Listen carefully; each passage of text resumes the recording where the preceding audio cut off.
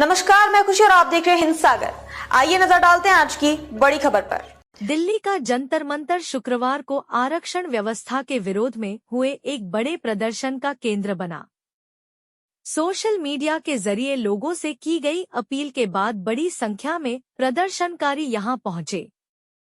भीड़ को देखते हुए दिल्ली पुलिस ने सुरक्षा व्यवस्था बढ़ाई और देर शाम स्थिति नियंत्रित करने के लिए पुलिस के साथ रैपिड एक्शन फोर्स (RAF) की भी तैनाती की गई। इंस्टाग्राम पोस्ट से शुरू हुई जुटने की अपील। प्रदर्शन के आयोजन के पीछे किसी बड़े राजनीतिक संगठन के बजाय सोशल मीडिया प्लेटफॉर्म की भूमिका सामने आई। आरक्षण हटाओ आंदोलन नाम के इंस्टाग्राम पेज के माध्यम से लोगों से जंतर मंतर पहुंचने की अपील की गई थी। इसके बाद सुबह से ही प्रदर्शनकारी मौके पर पहुंचने लगे। प्रदर्शन में बड़ी संख्या में युवा और पुरुष शामिल रहे। कई लोगों के हाथों में तिरंगा, भगवा झंडे, पोस्टर और अलग अलग संदेश लिखे बैनर नजर आए।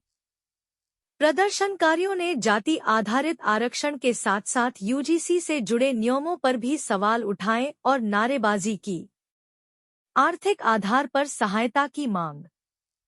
प्रदर्शनकारियों का कहना था कि सरकारी योजनाओं और शैक्षणिक सहायता का आधार केवल जाति नहीं, बल्कि आर्थिक स्थिति भी होनी चाहिए। अखिल भारतीय क्षत्रिय महासभा से जुड़े एक प्रदर्शनकारी ने कहा कि गरीब परिवारों से आने वाले विद्यार्थियों को जाति से ऊपर उठकर शिक्षा, कोचिंग और दूसरी जरूरी सुविधाओं का लाभ मिलना चाहिए। प्रदर्शन में आरक्षण नीति की दोबारा समीक्षा करने की मांग भी उठी। प्रदर्शनकारियों ने सवाल किया कि लंबे समय से चली आ रही आरक्षण व्यवस्था का वास्तविक लाभ किन वर्गों तक पहुंचा है और क्या इसके मौजूदा स्वरूप में बदलाव की जरूरत है। SC, सेंट और OBC नीतियों में बदलाव की मांग। प्रदर्शनकारियों ने अनुसूचित जाति, अनुसूचित जनजाति और अन्य पिछड़ा वर्ग से जुड़ी आरक्षण नीतियों में बदलाव की मांग रखी। इसके साथ ही क्रीमी लेयर के प्रावधान को सख्ती से लागू करने की बात भी कही गई। आरक्षण के लाभ पर श्वेत पत्र की मांग। प्रदर्शन में शामिल कुछ युवाओं ने सरकार से आरक्षण के अब तक के प्रभाव पर श्वेत पत्र जारी करने की मांग की।